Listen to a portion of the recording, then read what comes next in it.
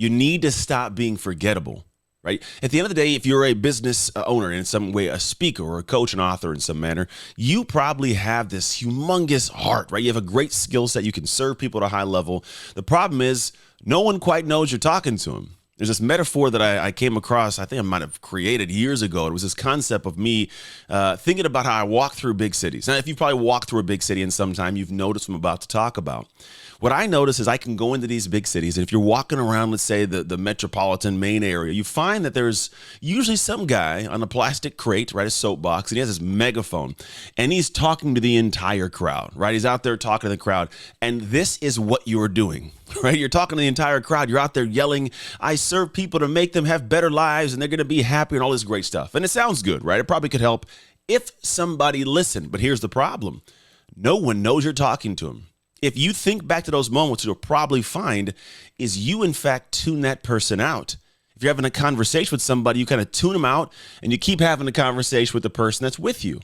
But I realized something a little unique happened when I walked by a different situation. Here's how a different situation happened. As opposed to the person with the megaphone, if I was walking and I noticed two people close to each other intently speaking, I eavesdropped. Now, you know you do the exact same thing. You eavesdrop because you want to know what is that person saying that other human being is so enthralled? Like, what is driving them to just be so attention and so focused on what they're saying? And what I realized was that person was talking right to them. That's the difference. See, most people, when they go into the world, they want to speak to the world or serve the world in some manner. They think it's the entire world, and it can't be. You will lose your focus and will pay attention to you. But if you go to the world and find someone's world that you can speak to intimately, they listen. And on top of that, when someone's listening, somebody else will go, what are they so attentive to? Like, what's so interesting? And they'll pay attention too. For example, I joined a program years ago, in the beginning of my career, that was a woman talking to women. She was so intent talking to women about business. And I joined the program anyways. I was like, I want to know, what are they talking about? And so I would hop in, and it was phenomenal business knowledge. That woman, the smart thing she did was choose to speak to one individual. So what I want you to do is think about something I call fantasize or red eyes. What this essentially is you going in and going, who can I talk to at a level that when they are laying down to go to bed at night, they either fantasize about something or they have red eyes, which means they can't sleep because they're stirred inside negatively, and they wake up the next morning with red eyes because they didn't get sleep. So they have a nightmare or an amazing dream. And the way you can actually figure out what this is by knowing that individual so intimately that you can think about what their dream might be, what their fear might be. But you have to get dialed into the person. And it's okay. Most of the time there's a fear of like, yeah, but if I just choose one individual in one area, I lose out on all the rest of the people.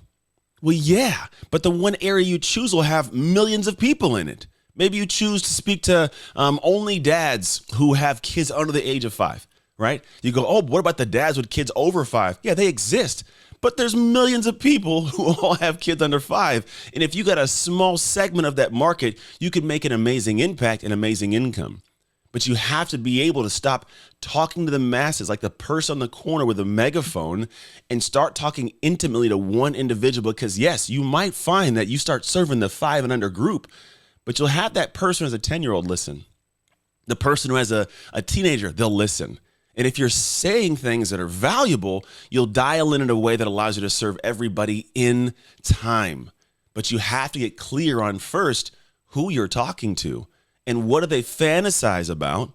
And what do they have red eyes about? When you can get clear on that specific language to where when they hear you speak it, they can see it in their head and go, yes, I've already had that dream. Or yes, I've already had that fear, because you know them so intimately. When you do that, now whatever you share with them, they're going to actually listen to a little more intently.